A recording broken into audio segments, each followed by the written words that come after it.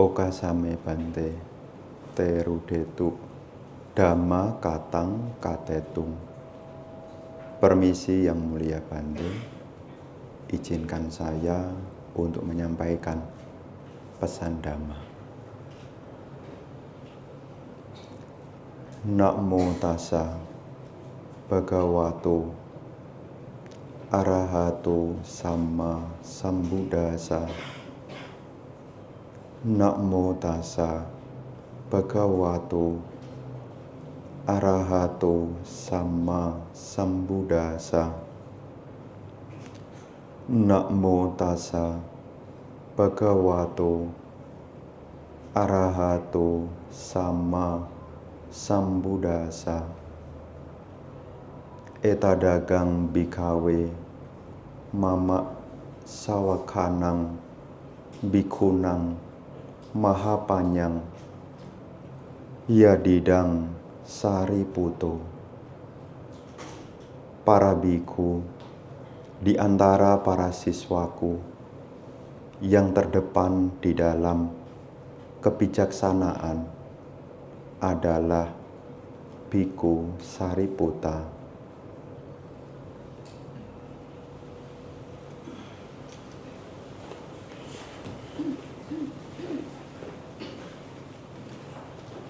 Bhikkhu Sangga yang termuliakan, para atasilani, para romo ramani, upasaka upasika, bapak ibu, saudara saudari, adik-adik sekalian, selamat pagi, terpujilah Sang Buddha, Namo Buddhaya. Berjumpa kembali di kesempatan pagi hari ini. Berjumpa di dalam rangkaian kebajikan Sanggadana di masa Katina, di tempat yang baru dari Yayasan Paramita Sukha, yakni di Paramita Center.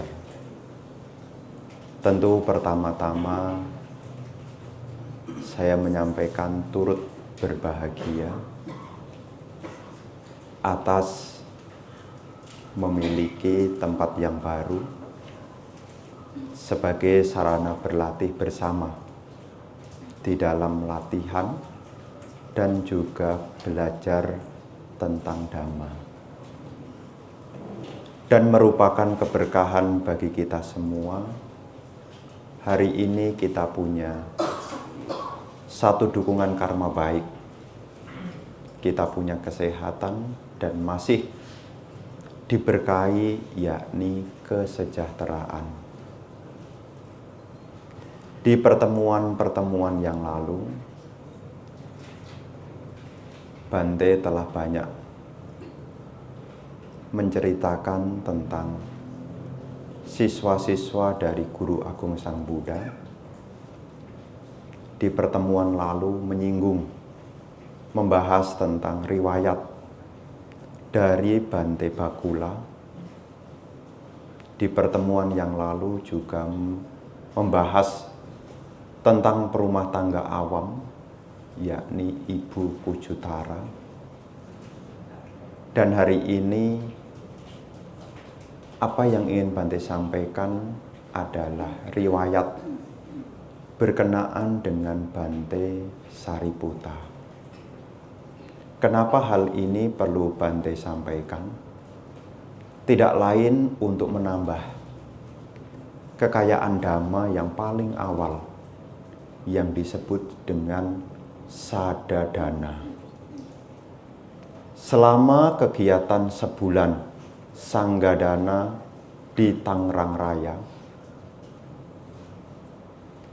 Bante telah menyampaikan berkenaan dengan ada kekayaan yang berharga yang juga harus kita miliki selain kekayaan berupa materi, yakni kekayaan berupa Dhamma yang dikenal dalam 7 kekayaan Arya. Satta Arya Dana. 7 kekayaan yang dimiliki oleh siswa Arya. Dari ketujuh itu, diantaranya yang pertama adalah sadadana. Kekayaan berupa keyakinan. Keyakinan di sini tidak lain adalah seorang siswa punya keyakinan kepada Buddha, Dhamma, dan Sangha. Guru Agung Sang Buddha adalah penunjuk arah. Dhamma adalah ajarannya. Sangha adalah kumpulan dari siswa-siswa Arya yang mencapai pencerahan setelah mengikuti petunjuk dari Guru Agung Sang Buddha. Nah, Ibu Bapak sekalian, salah satu siswa dari Guru Agung Sang Buddha yang sangat terkenal, yang masuk di dalam Agasawaka, 2 siswa utama, yakni Bante Sariputta dan juga Bante Mahamoggallana. Kenapa Bante sampaikan ini? Supaya Ibu Bapak ketika melakukan puja, mungkin di tempat yang lain, karena tempat ini juga belum ada Agasawakanya. Nanti kalau di tempat yang lain, Ibu Bapak bisa menandai dan bisa mengenali. Akhirnya Ibu Bapak bisa meneladani tentang siswa Arya tersebut. Kalau Ibu Bapak datang ke wihara, terutama wihara-wihara yang cukup lama, di dalamnya ada penggambaran. Di sisi tengah adalah Guru Agung Sang Buddha, dan ada 2 siswa utama di sebelah kanan dan juga di sebelah kiri. Yang bagian sebelah kanan dari Sang Buddha ya. Jadi kalau Sang Buddhanya menghadap ke sana, berarti sebelah kanannya. Nah, jadi ngitungnya bukan dari sana menghadap ke sini. Jadi kalau Sang Buddha menghadap ke sana, kanan inilah penggambaran dari Bante Sariputta. Dan sebelah kiri adalah Bante Moggallana. Jadi apa yang ada di depan kita yang namanya objek puja, itu bukan hanya syarat semata, tetapi dalam ajaran Buddha yang sudah berkembang dalam tradisi Buddhis, segala perlambang itu punya makna, bukan sekedar bagian dari upacara.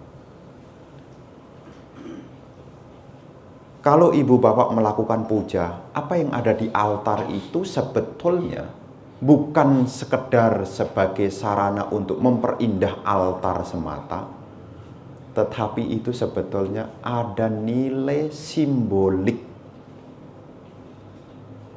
Dan nilai simbolik inilah yang sekiranya bisa kita ambil menjadi teladan dalam kehidupan. Nah, dalam hal ini Ibu Bapak sekalian, di sebelah kanan dari Guru Agung Sang Buddha inilah yang kita kenal dengan Bante Sariputta. Apa yang bisa kita ambil teladan dari Bante Sariputta? Itu banyak sekali. Banyak sekali. Bante Sariputta itu adalah terunggul, terdepan di dalam kebijaksanaan. Ibu Bapak, saudara-saudari sekalian, salah satu dari keunggulan dari Bante Sariputta, selain kebijaksanaannya, beliau juga terunggul juga di dalam kesabarannya. Sang Buddha memberi satu perumpamaan, kesabaran yang dimiliki oleh Bante Sariputta laksana tanah. Tanah itu bumi. Bumi itu kalau diinjak, mau diludahi, bumi itu tidak pernah membalas. Tidak pernah membalas. Jadi kalau kita melakukan puja nanti melihat di sebelah kanan daripada Bante dari Sang Buddha, yakni kita melihat sebelah kanan Bante Sariputta, kita diingatkan tentang apa? Kita pun juga harus punya kesabaran. Selain beliau dikenal dalam hal kesabaran, beliau juga diumpamakan seperti seekor banteng yang tanduknya patah. Artinya apa? Tidak membahayakan. Beliau tidak pernah menyakiti, melukai. Ini kehebatan dari Bante Sariputta. Selain itu, Bante Sariputta itu juga rendah hati. Meskipun beliau unggul dalam hal kebijaksanaan, beliau sangat rendah hati. Jadi nanti kalau kita datang ke wihara, lihat Bante Sariputta, kan makna ini kan untuk mengingatkan, selain kita jadi orang yang sabar, kita juga jangan sampai jadi orang yang sombong dan jadilah orang rendah hati. Rendah hati. Bante Sariputta itu sangat rendah hati. Bahkan beliau sebelum parinibbana, beliau itu mengumpulkan para biku. Dan beliau menyampaikan apa? Permohonan maaf. Jika dalam hal persahabatan 44 masa wasa, beliau ada kesalahan baik itu melalui pikiran, ucapan maupun perbuatan, mohon sekiranya untuk dimaafkan. Ini Bante Sariputta. Bante Sariputta unggul, sudah arahat, siswa utama saja sangat mudah memohon maaf. Kita putu jana, tiada maaf bagimu. Kita putu jana sangat sulit. Makanya ketika kita datang, kemudian ketemu dengan Guru Agung Sang Buddha, di sebelah kanan ada Bante Sariputta, ada nilai luhur yang juga kita perlu miliki. Itulah gunanya Dhamma sebagai sarana untuk bercermin. Apa yang kurang, itulah yang mesti kita perbaiki. Apa yang lebih, itulah yang semestinya kita pertahankan. Tadi ke sini bercermin. Apa yang kurang? Bante, alisnya kurang sedikit. Nah, kalau kurang sedikit ya ditambahin. Ya. Kalau yang lebih bagaimana?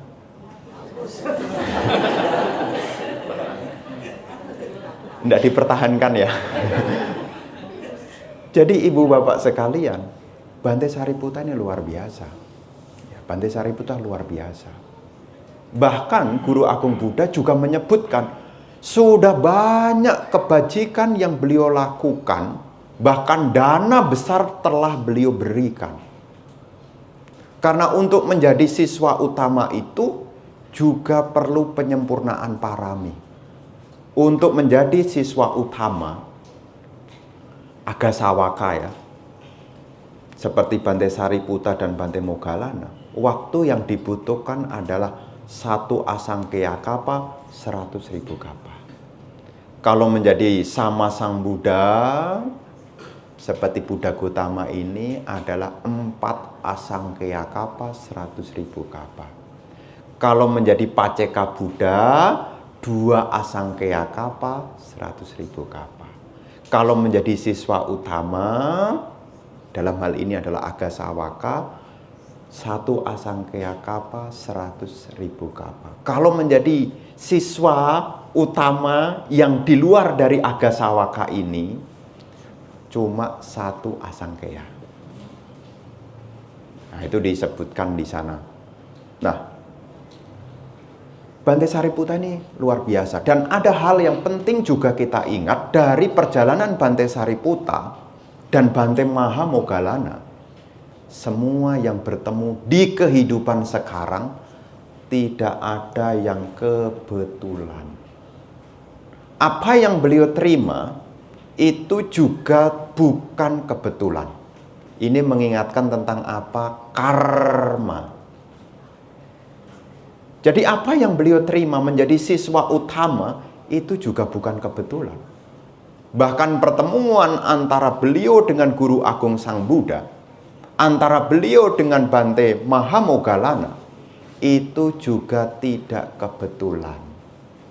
Nah, ini sebagai satu renungan kepada kita sekarang nih.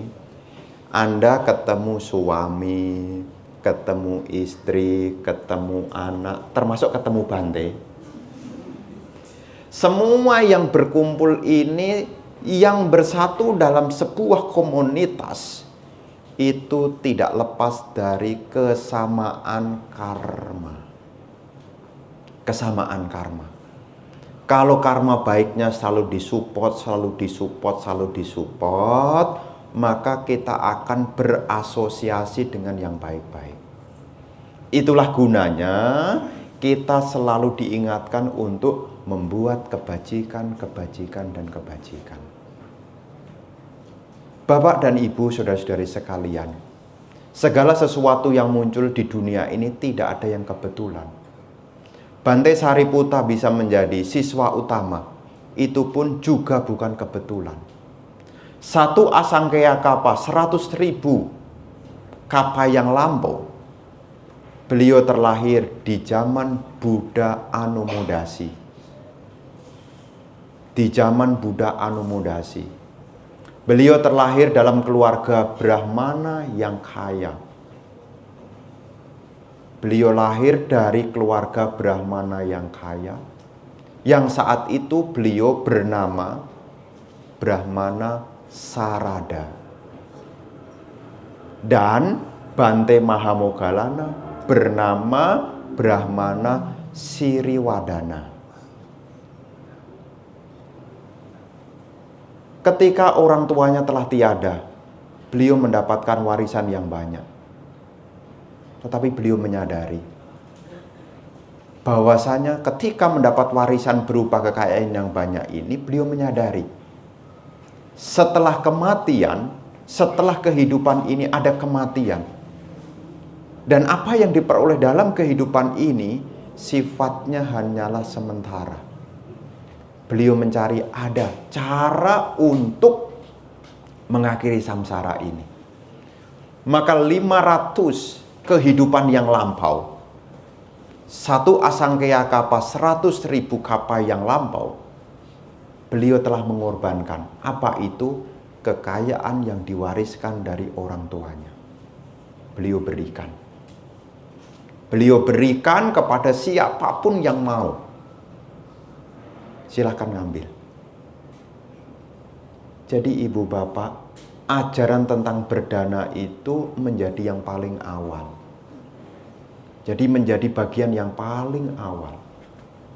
Dan ketika hartanya dibagikan, beliau akhirnya menjadi seorang pertapa. Beliau menjadi pertapa.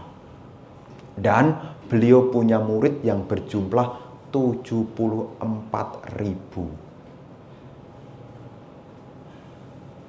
Di zaman Buddha Anumodasi itu, datang Buddha Anumodasi melihat tentang apa? Namanya seorang Buddha itu punya sabanyuta nyana. Buddha Anumodasi itu juga sama Sang Buddha juga. Ciri dari sama Sang Buddha itu salah satunya selain maganyana, tahu tentang sang jalan, sama Sang Buddha itu juga punya kemampuan yang disebut sabanyuta nyana. Tahu siapa yang punya potensi. Beliau tahu bahwasanya pertapa Sarada ini bersama dengan 74.000 siswanya punya potensi untuk menjadi arahat. Beliau datang. Ketika beliau datang, beliau terkesima dengan Buddha Anomodasi. 74.000 siswanya menjadi arahat. Dan beliau tidak menjadi arahat. Kenapa? Karena beliau terkesima dengan Buddha Anomodasi. Jadi pikirannya itu bukan dengerin dhamma. Ya, bukan dengerin dhamma. Nah, tapi Buddha Anomodasi tahu. Muncullah dua siswa utama dari Buddha Anomodasi saat itu, yaitu Bante Nisiba dan juga Bante Anoma. Bante Nisiba ini adalah di sebelah kanannya. Beliau berpikir, oh, siapa di sebelah kanan dari Buddha Anomodasi ini? Melihat itu beliau terkesima. Beliau juga kemudian, aku kok lebih kepingin menjadi di sebelah kanannya. Dan beliau kemudian punya tekad untuk menjadi siswa utama yang nanti selalu di sebelah kanan dari Sama Sang Buddha. Dan beliau saat itu sudah jadi guru besar loh. Nanti kalau membaca, di mana Bante, supaya saya baca lebih detail lagi, ada buku cukup tebal, judulnya adalah Kronologi Hidup Para Buddha, RAPB, Riwayat Agung Para Buddha. Nah, ini sasi alamatnya nih. Karena sebetulnya ceritanya detail, ya detail sekali. Nah, di situ beliau beraspirasi. Buddha Anomodasi mengatakan, di masa yang akan datang di zaman Buddha Gautama, engkau akan menjadi seorang siswa utama yang terunggul dalam hal kebijaksanaan. Jadi ibu bapak sekalian, ya kita kalau seandainya sekarang nih merasa Bante kok saya kurang beruntung ya Bante, buat kebajikan. Buat kebajikan. Kenapa? Karena kebajikan kalau diaspirasikan, kebajikan itu akan menjadi pengkondisi. Kita tahu yang namanya punya itu pengabul keinginan. Punya. Ya, beda dengan parami. Kalau parami itu untuk memotong. Supaya kelahiran tidak berkelanjutan. Makanya ada nekama parami. Tidak ada ketertarikan untuk lahir dimanapun. Ya, jadi parami dan punya itu ada bedanya. Kalau parami itu tidak memperpanjang, tapi kalau punya untuk mengabulkan keinginan. Dan untuk mengabulkan keinginan ini disebutkan dalam sutta ada 3. Ada yang disebut dengan dana maya punya, sila maya punya, dan bawana maya punya. Jadi kalau Anda punya keinginan nih, ada keinginan enggak? Kalau sampai Bante saya enggak punya keinginan, wah jangan-jangan sudah arahat. Anda pasti punya keinginan. Ya, punya keinginan apakah pencapaian duniawi, apakah pencapaian surgawi, bahkan pencapaian akhir dari kelahiran kembali yang disebut dengan pencapaian nibbana. Ini semua juga tidak lepas dari dukungan akan 3 hal ini. Baik itu dana maya punya, sila maya punya, dan juga bawana maya punya. Dan kita bisa beraspirasi. Ya, bisa beraspirasi. Dan salah satu kehebatan dari Bante Sariputta, ini saya singkat sedikit. Ya, karena waktunya sudah. Ada salah satu hal yang dimiliki oleh Bante Sariputta yang semestinya juga bisa kita jadikan teladan. Apa itu? Sebelum beliau parinibbana, beliau sempat berpikir mau parinibbana di mana. beliau terpikir di mana beliau akan parinibbana. Dan beliau memilih kembali ke daerah asalnya. Di mana itu?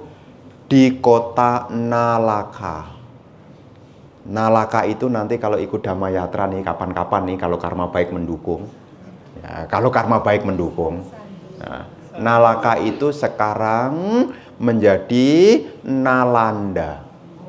Nah, jadi nanti kalau ke kota Nalanda di daerah Rajgir, ya dulu Rajagaha, kalau sekarang Rajgir, ya dulu wilayah Magadha, ya dekat situ ada Weluwana.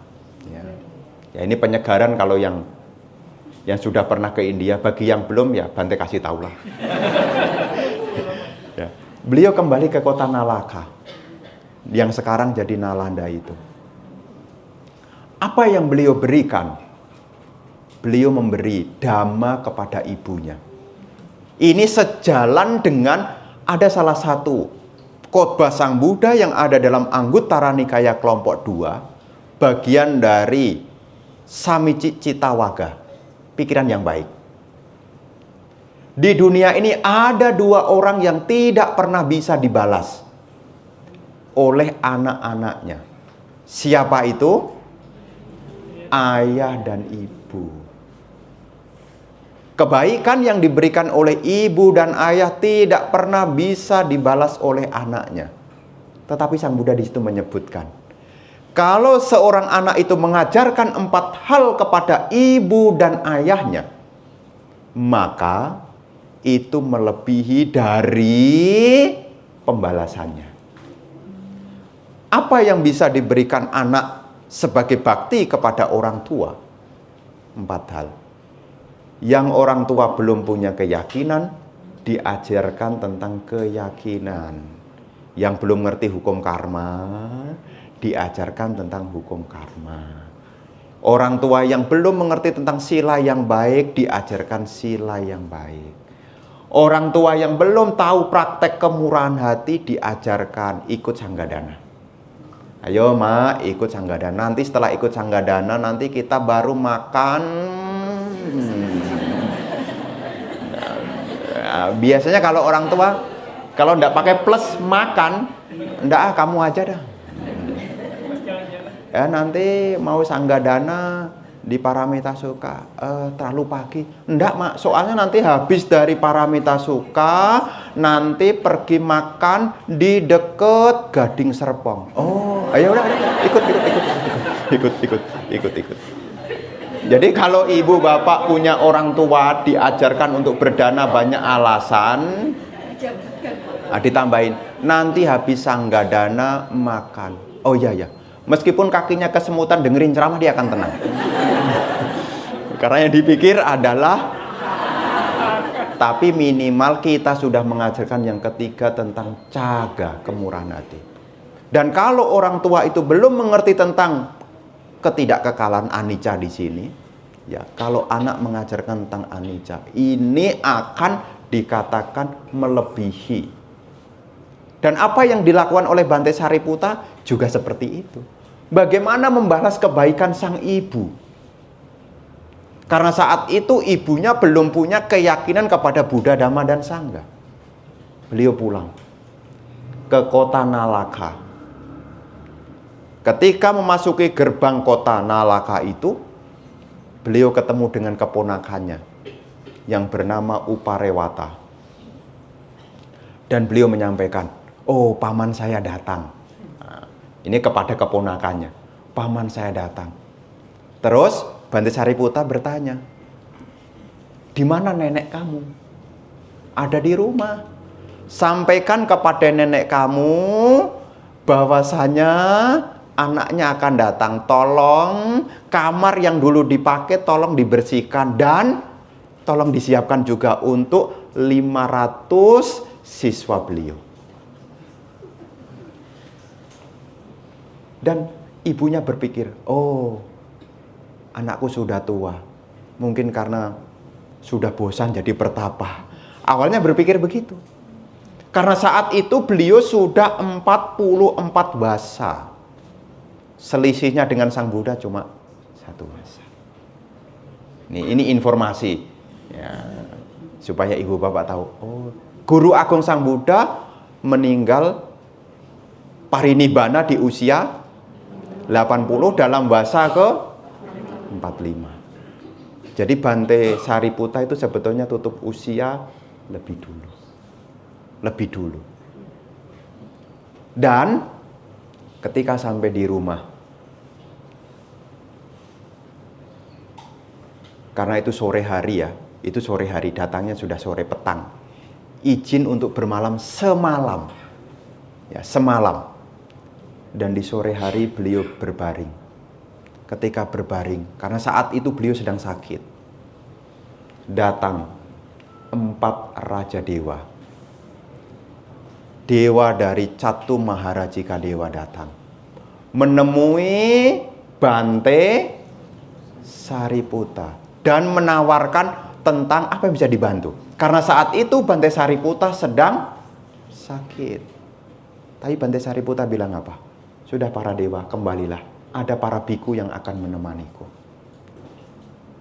4 raja dewa pergi dengan cahaya yang terang. Muncul lagi berikutnya, yakni Dewa Saka. Setelah Dewa Saka juga sama, ingin membantu. Tapi beliau tidak usah. Datang yang ketiga adalah Mahabrahma. Dan saat itu ibunya ada di situ melihat, oh, makhluk bercahaya ini apa? Kalau Anda mungkin sudah lihat makhluk bercahaya udah begini. Karena seperti yang Anda tahu, kalau dewa itu datang seluruh itu akan terang sekali. Terang sekali. Kalau Anda lihat begitu sudah shock. Itu pun juga terkesima. Yang datang tadi sudah terang. Berikutnya lebih terang. Dan yang berikutnya sangat terang, terkesima. Oh, siapa ini? Dan saat itu di situ ada adik beliau, adik dari Bante Sariputta. Tahu adiknya siapa namanya? Bante Cunda. Informasi lagi supaya tahu. Ya, ini kan tujuannya untuk menambah keyakinan. Dan saat itu ada Bante Cunda yang ada di sana. Saat itu beliau sedang berbaring. Dan saat itulah ibunya ini mendekati Bante Sariputta. Siapa yang datang tadi? Bante Sariputta menceritakan yang datang pertama adalah 4 raja dewa. Apakah kamu kenal? Oh iya, saya kenal. Dia itu seperti halnya penjaga wihara. 4 raja dewa disebut sebagai penjaga. Dalam hal apa? Karena beliau 4 raja dewa inilah yang menjaga ketika Guru Agung Sang Buddha masih berada di kandungan ibunya. Jadi ketika Guru Agung Sang Buddha itu sebelum lahir ke dunia, ketika masih di rahim, siapa nama ibunya dari Pangeran Siddhartha? Ratu Maya Dewi. 4 raja dewa itu melindungi. Maka beliau 4 raja dewa itu ya sudah dikenal. Kenapa? Dia itu penjaga. Ya, ibaratnya kalau di sini Bante kenal dengan dia. Oh, kenal. Siapa itu Bante? Satpam. ya. Tapi Bante Sariputta bilang itu penjaga. Penjaga dalam hal apa? Yang menjaga Sang Buddha waktu belum lahir, masih di rahim ibunya. Terus yang kedua siapa? Itu Saka. Bante juga kenal. Oh ya, kenal. Saka itu seperti halnya Samanera yang membantu kalau di wihara. Dalam hal apa Saka itu disebut sebagai Samanera? Karena ketika Sang Buddha setelah membabarkan Dhamma dari surga Tawatingsa turun ke dunia pada wasa keberapa? Ke-7. Setelah membabarkan Dhamma dari surga Tawatingsa, Dewa Saka itulah yang membawa mangkok dan jubahnya Sang Buddha. Maka beliau dikenal Saka ini ya seperti Samanera, membantu. Terus kemudian bertanya lagi, terus yang ini siapa? Oh, ini Mahabrahma. Mahabrahma inilah yang waktu Guru Agung Buddha terlahir ke dunia, dia yang pertama kali. Mahabrahma ini yang pertama kali menerima sang bayi. Nah, Oh, sangat agung sekali ya gurunya ya. Waktu di kandungan dijaga 4 raja dewa. Ketika turun membabarkan dhamma, dibantu mangkok bulnya itu dan jubahnya oleh Dewa Saka. Ketika lahir ke dunia, diterima oleh Mahabrahma. Disitulah sang arahat, yakni Bante Sariputta, menceritakan tentang apa? Bagaimana perjuangan bodhisatta waktu meninggalkan duniawi, waktu mencapai pencerahan, waktu membabarkan dhamma, dan keagungan-keagungan Sang Buddha. Timbullah keyakinan kepada Sang Buddha. Dan hatinya sangat bahagia sekali. Dan beliau ibunya yang namanya, siapa ibu Bante Sariputta namanya? Ibu Rupasari. Jangan disebut Ibu Sari. Nanti Ibu Sari nanti dibilang orang Solo nanti. Ya. Ibu dari Bante Sariputta namanya Ibu Rupasari. Ya, Ibu Rupasari. Timbul keyakinan kepada Sang Buddha. Dan beliau menjadi seorang sotapa. Apa yang terucap dari Ibu Rupasari ini? Anakku tega sekali katanya. Anakku tega sekali. Kenapa hal baik yang membahagiakan seperti ini baru disampaikan sekarang? Ya inilah pembalasan dari sang anak. Dan saya pikir ini cukup. Nah setelah waktunya cukup, setelah bercerita tentang keagungan Sang Buddha, mulai dari proses meninggalkan duniawi, perjuangan mencapai sama sambodhi, membabarkan khotbah pertama, akhirnya sudah larut menjelang pagi. Dan bilang kepada ibu, pergilah. Dan disitulah Bante Sariputta bertanya kepada Cunda, sekarang sudah jam berapa? Sekarang sudah fajar. Dan di hari itulah Bante Sariputta tutup usia. Tutup usia artinya ya parinibbana. Parinibbana. Apa yang menjadi nilai luhur dari Bante Sariputta? Sebelum beliau parinibbana, beliau juga memberi support kepada ibunya. Nah ini juga pesan bagi kita yang sudah mengenal Dhamma, sudah memperoleh Dhamma, jangan lupa berbagi Dhamma kepada ibu dan ayah. Memang di situ si ibu sih. Ya, tapi ya kepada ibu dan ayah. Dan ini adalah nasihat yang diberikan oleh orang bijaksana.